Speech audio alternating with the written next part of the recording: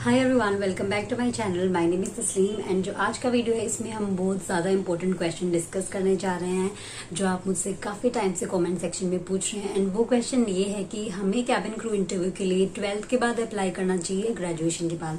मुझे आपका ये कमेंट भी आया था कि अगर हम 12th पास हुए हैं तब हम अगर इंटरव्यू के लिए जाएंगे तब हमें ज़्यादा प्रेफरेंस मिलेगी, या अगर मैं ग्रेजुएट हूँ तो मुझे ज़्यादा प्रेफरेंस मिलेगी।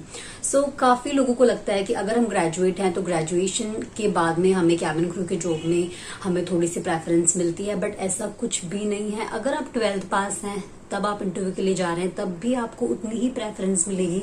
एंड अगर आप ग्रेजुएट हैं, ग्रेजुएशन के बाद में आप इंटरव्यू देने के लिए जा रहे हैं तो भी आपको उतनी ही प्रेफरेंस मिलेगी। ऐसा कुछ नहीं है कि उनको सिर्फ 12th पास कैंडिडेट्स ही चाहिए या फिर उनको ग्रेजुएशन पास कैंडिडेट्स ही चाहिए, ऐसा बिल्कुल भी नहीं है, राइट। सो जब मैंने कैबिन क्रू इंटरव्यू के लिए अप्लाई किया था तो जब मैं सेकेंड ईयर में थी तब मैंने फ्रैंकफिन इंस्टीट्यूट ज्वाइन किया। सेकेंड ईयर के साथ साथ मैंने अपने कैबिन क्रू के इंटरव्यूज मैंने देना स्टार्ट कर दिया था, बट स्टार्टिंग में मुझसे इंटरव्यूज क्रैक नहीं हुए थे। काफी सारे इंटरव्यूज में मैं रिजेक्ट हुई थी। तो इंटरव्यू देते देते एंड फिर ये कोविड में लॉकडाउन की वजह से इंटरव्यूज नहीं दे पाई थी। तो मेरा कैबिन क्रू में सिलेक्शन होने तक मेरी पूरी ग्रेजुएशन हो चुकी थी एंड मैं अपने मास्टर्स के फर्स्ट ईयर में थी। सो अब मैं अपनी मास्टर्स की सेकेंड ईयर कर रही हूँ, सेकेंड ईयर में हूँ मैं। तो जब मैंने अप्लाई किया तो मैं अपनी ग्रेजुएशन कर चुकी थी और उनको ऐसे कोई भी मतलब नहीं है कि अगर आपने ग्रेजुएशन किया तो आपको प्रेफरेंस मिलेगी, अगर आपने 12th पास किया तो आपको प्रेफरेंस मिलेगी, ऐसा कुछ भी नहीं है। सो मैं ये मानती हूँ कि अगर आपको कैबिन क्रू बनना ही है, आपका ड्रीम जॉब है, सो इसमें अगर आप 12th पास कर लेते हैं तो 12th पास के बाद में ही आप अप्लाई कर सकते हैं। एंड सबसे इम्पोर्टेंट चीज ये है जो आप मुझसे बार बार पूछते हैं कि क्या कैबिन क्रू बनने के बाद में हम अपनी ग्रेजुएशन की स्टडीज को कंटिन्यू कर सकते हैं, तो इसका आंसर है कि हाँ, आप बिल्कुल अपनी स्टडीज को कंटिन्यू कर सकते हैं। देखिए, कैबिन क्रू की जॉब ऐसी है जो बाहर से देखने में लोगों को बहुत हेक्टिक लगती है कि हम लोग इतनी फ्लाइट्स करेंगे, कभी दिन में कभी रात में, बट ऐसा कुछ भी नहीं है कि आपको खुद के लिए टाइम ना मिले, राइट। सो आप अपने लिए टाइम निकाल सकते हैं। जैसे अगर आज 7 डेज में हम 7 डेज फ्लाई नहीं करते हैं तो 7 डेज में कम से कम 1 या 2 दिन हमारी छुट्टी होती है। 1 या 2 दिन छुट्टी होने के बाद भी हम लोग स्टैंड बाय पे भी होते हैं। स्टैंड बाय का मतलब ये है कि हमें वो फ्लाइट के लिए बुला भी सकते हैं, नहीं भी बुला सकते हैं। तो 50-50 चांसेस होते हैं कि वो हमें फ्लाइट के लिए बुला लें। अगर वो हमें नहीं बुलाते हैं तो हमें घर पे वेट करना होता है कि हमें वो फ्लाइट के लिए पुल आउट कर लें। 8 आवर्स के लिए, 6 आवर्स के लिए हमें वेट करना पड़ता है, राइट। सो उस टाइम पे हम अपनी स्टडीज को कंटिन्यू कर सकते हैं।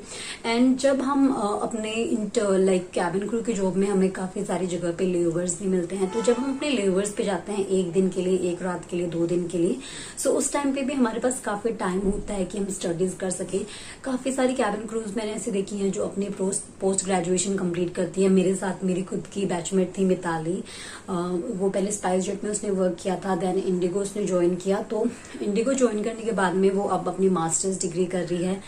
सब लोग हार्ड वर्क करते हैं, स्टडीज करते हैं, तो कैबिन क्रू की जॉब के साथ आप अपनी स्टडीज को कंटिन्यू कर सकते हैं। तो आप ऐसा मत सोचिए कि अब 12th के बाद में अप्लाई करने के बाद में मैं अपनी स्टडीज को कंटिन्यू नहीं कर सकती। बिकॉज मेरे पापा भी हमेशा मुझे यही बोलते थे कि अगर तुम 12th के बाद में सेलेक्ट होती हो फिर भी तुम्हें अपनी ग्रेजुएशन, पोस्ट ग्रेजुएशन करनी है। सो अभी भी मैं MA सेकेंड ईयर में हूँ, अपनी मास्टर्स डिग्री कर रही हूँ। सो मास्टर्स करने के बाद में मुझे BEd भी करनी है।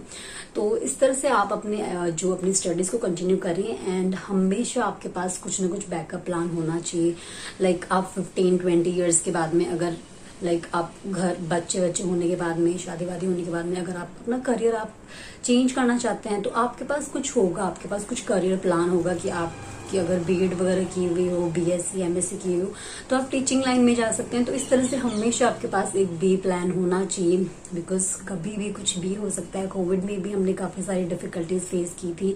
तो इस तरह से आप हमेशा नॉलेज को गेन करते रहें। स्टडीज कंटिन्यू करने में, पढ़ने में कोई भी दिक्कत नहीं है।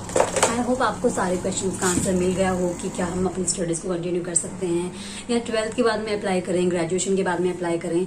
सो सबसे बेस्ट तो ये है कि ग्रेजुएशन करने का वेट करने से अच्छा है कि आप जल्दी से 12th के बाद में अप्लाई कीजिए। एंड ऐसा भी बहुत कम होता है कि आपने फर्स्ट चांस में इंटरव्यू दिया तो फर्स्ट में ही आपका सिलेक्शन हो गया।